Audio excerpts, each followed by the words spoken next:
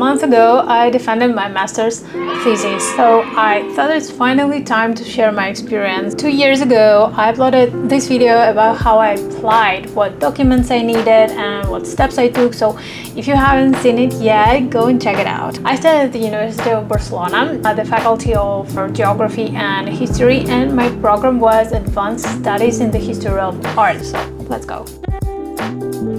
The University of Barcelona has beautiful historical building and many others, but of course when you imagine studying at such a university, you hope to study there.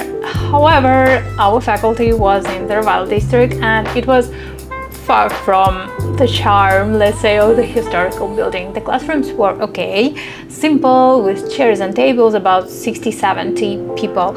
We usually started at 3 p.m. and had 1 or 2 classes. Each class lasted about 3 hours. Some professors took a break after an hour and some didn't. I began my classes at the end of September and they were in Spanish and Catalan. I didn't speak Catalan, only Spanish, so yeah, it wasn't easy. Spanish is my third language. First is Russian, I'm a native speaker, second is English, and the last one I started learning was Spanish, before Catalan.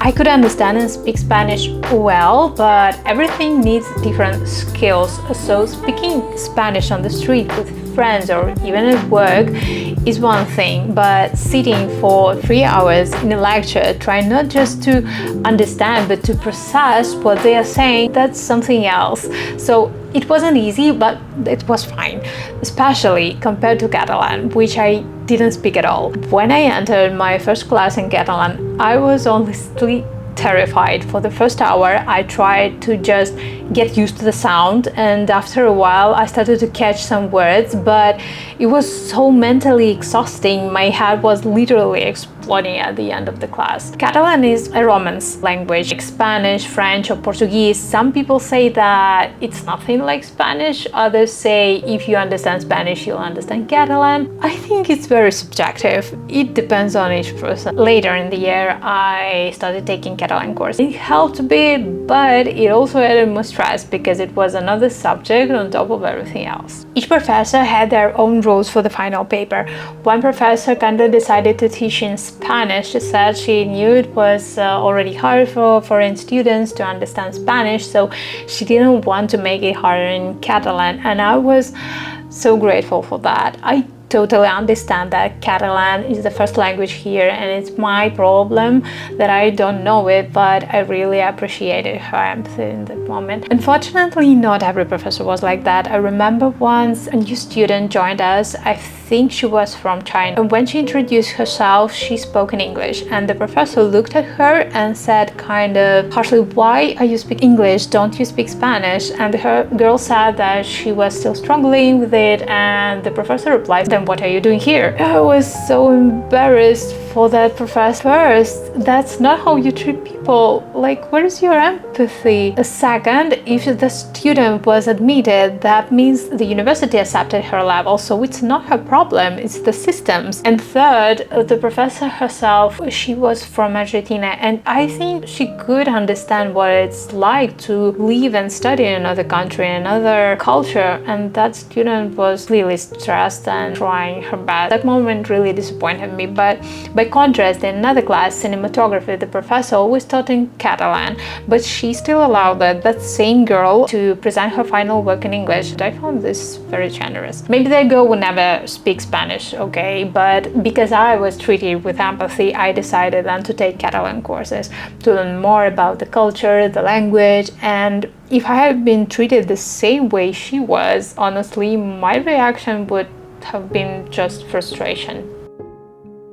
We also had a lot of classes outside the university, in museums, in museum storages, guided by professionals, and I love that part so much. It's not something I'd ever experienced without this master's program, so I'm really grateful for that opportunity. So I had classes in the university, I had Catalan courses, I also had another art history course in Russian to catch what I missed because I was studying philology. So All this year was a total stress for me, and at first I wanted to finish everything in 1 year, but I got overwhelmed, so I decided to postpone my final project until the next year. Still, I wanted to do the internship in the summer 2024.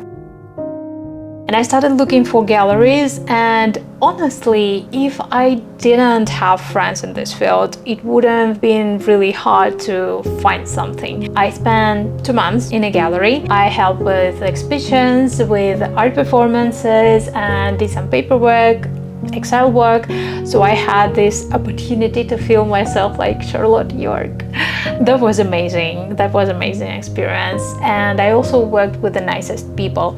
But I realized that this work isn't for me. Nothing wrong with them or with the work. I just understood that it's not my thing. And this is a good thing about internship. You can really try this experience, you know. Then, the next year, I started writing my final work. It was about cinema. The title was Violence and History as Narrative Devices, a comparative study of the films of Alexei Balabanov and Mikhail Haneke. I struggled right from the beginning.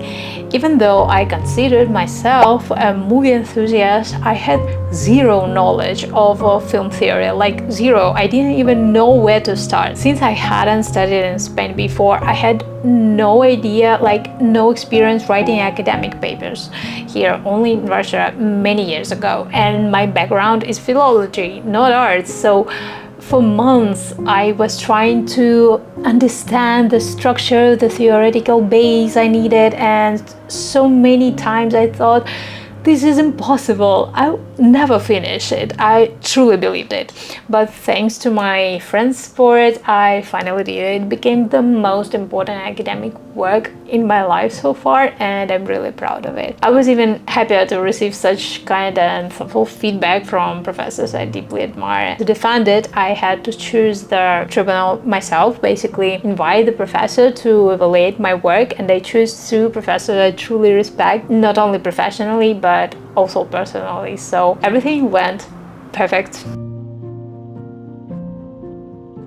But before, in June, we had acto de graduación, a ceremony where you get a paper saying you studied there, basically, but the paper isn't a diploma. That was strange to me. Where I'm from, please comment how it works in your country. During graduation, you get your actual diploma. Here is just a small event, no cone, no big party, just a few words from students and the paper. So after defending my work, I was like, okay, so where is my diploma? Well, to get it, you have to fill out a form and pay around 300 euros and wait for a year. You get an online certificate in a week, but the physical document, the real one, takes about a year. We're in Spain. Guys, sorry for this light here. It got dark while I was filming. If someone asked me, would you do it again? I'd say yes, because now I have a European degree, which gives me more opportunities if I want to continue my career here. And it really broadened my horizons. I saw places I'd never see otherwise, and I met so many interesting people, classmates, professors, professionals. It opened also a whole new cinematography world for me, and I will never see the movies the way I saw them before. I got a very strong background now, but honestly, nobody really cares about you here. I was really missing a department or a person I could ask to, I could talk to ask my stupid questions. If I could change something, I'd make a group for international students where we could speak Spanish or English and ask how to start writing the thesis, what the defense looks like, or how the campus works. Yes, we have tutors, but not everyone feels comfortable asking them, especially when most students are local and already know how everything works. So I was missing a space for people like me, you know, who are just trying to find their way. But overall the experience was really positive, and I'm so happy I did it and I followed my dream, and now I'm a master in art history. I still can't believe it finally happened. So guys, if you have any questions, feel free to drop them in the comments. You can also tell me what kind of videos you'd like to see more around this topic. I'll be happy to help. Till then, see you soon.